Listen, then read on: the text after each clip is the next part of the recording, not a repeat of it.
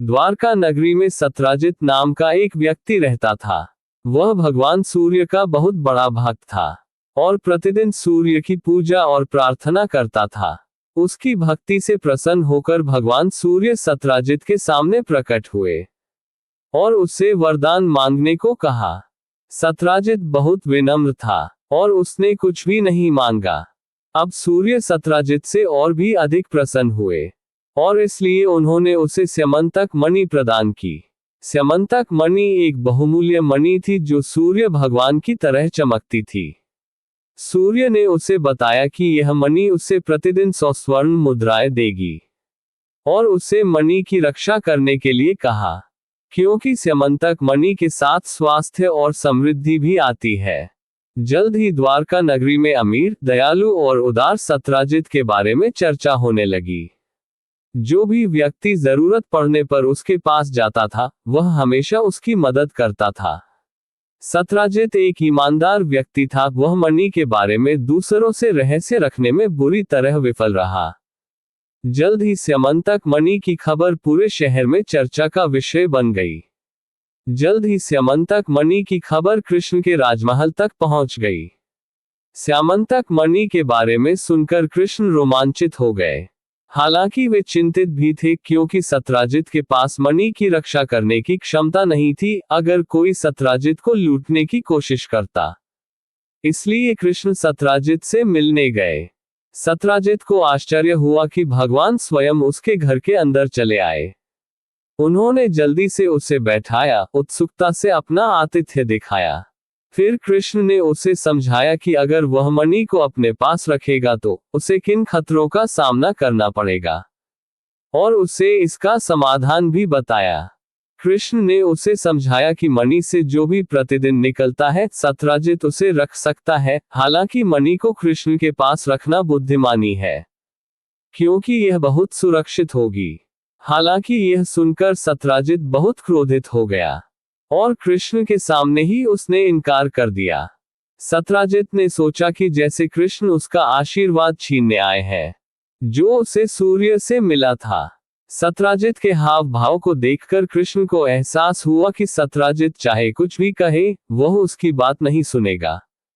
कृष्ण सत्राजित के बारे में चिंतित होकर, दुखी होकर उसके महल से चले गए।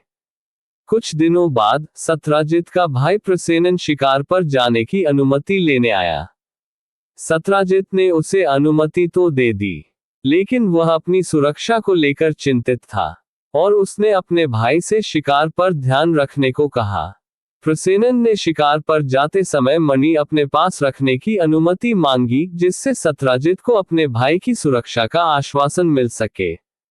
बहुत हिचकिचाहट के साथ सत्राजित ने मणि अपने भाई को सौंप दी और उसे अच्छी तरह से देखभाल करने को कहा।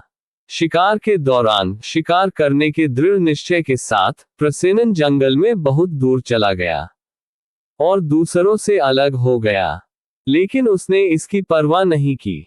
शिकार का रोमांच बहुत अधिक था।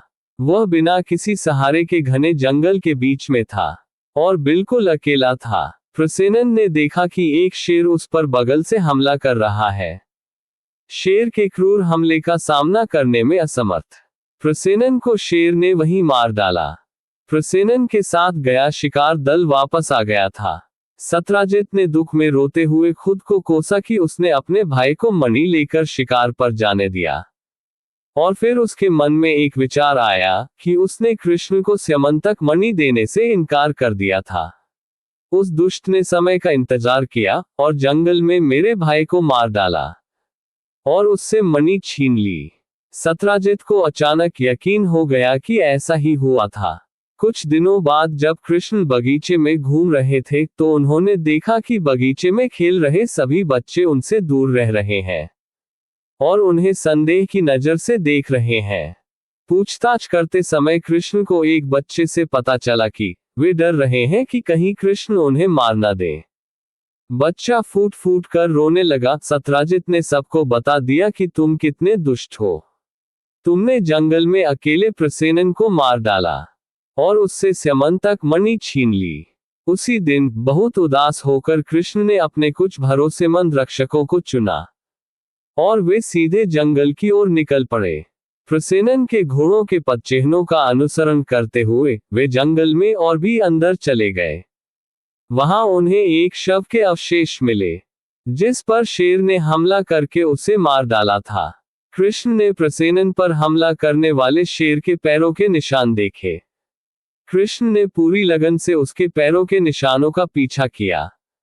जैसे ही कृष्ण हाथ में आग की मशाल लेकर आगे बढ़े, उन्होंने देखा कि शेर के पैरों के निशान अचानक खत्म हो गए। कृष्ण हैरान रह गए। उन्होंने फिर से जांच की और देखा कि उनके सामने शेर का शव पड़ा था। कृष्ण ने जमीन पर भालू के कुछ बाल पाए। कृष्ण ने अपना हथियार उठाया और उसे तैयार रखा। कोई भी जानवर जो शेर को मार सकता था, वह कोई साधारण जानवर नहीं था।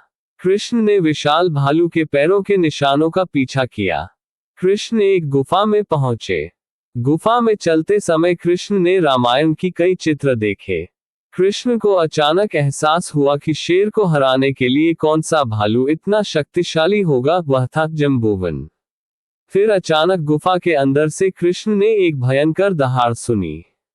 अचानक कृष्ण की छाती पर एक मुक्का लगा। कृष्ण को प्रतिक्रिया करने का समय ही नहीं मिला, क्योंकि उन्हें बहुत दर्द हो रहा था। कृष्ण ने अपना मुंह खोलकर भालू को यह बताने की कोशिश की कि वह उनका मित्र है, लेकिन भालू शांत नहीं हुआ। वह कृष्ण पर हमला करता रहा। उनके बीच बहुत भयंकर लड़ाई हुई और कई दिनों तक चली। बाद में जब जम्बूवन को पता चला कि कृष्ण भगवान राम के अवतार हैं, तो उन्होंने उनके सामने सिर झुकाया और अपनी हार स्वीकार कर ली। कृष्ण ने मणि मांगी जो उन्हें दी गई, और साथ ही जम्बूवन ने अपनी बेटी जम्बूती का विवाह करने का प्रस्ताव रखा। कृष्ण ने उसे स्वीकार कर लिया और वे द्वारका चले गए। फिर कृष्ण ने मणि सत्राजित को सौंप दी और अपने भाई के साथ जो कुछ हुआ उसका पूरा वृतांत सुनाया। सत्राजित को अपनी गलती का एहसास हुआ और उसने जो कुछ हुआ उसके लिए कृष्ण को दोषी ठहराना अपनी गलती समझी। सत्राजित ने तब मणि को सुरक्षित रखने के लिए कृष्ण को भेंट किया। साथ ही सत्राजित ने अपनी बेटी सत्यभामा का विवाह करने का प्रस्ताव भी दिया। दोस्तों, एक सिद्धांत ये भी है कि बाद में मुगलों ने भारत में अपने युद्धों के दौरान मणि को जीत लिया और इसका नाम बदलकर कोहिनूर रख दिया, जो अब अंग्रेजों के पास है।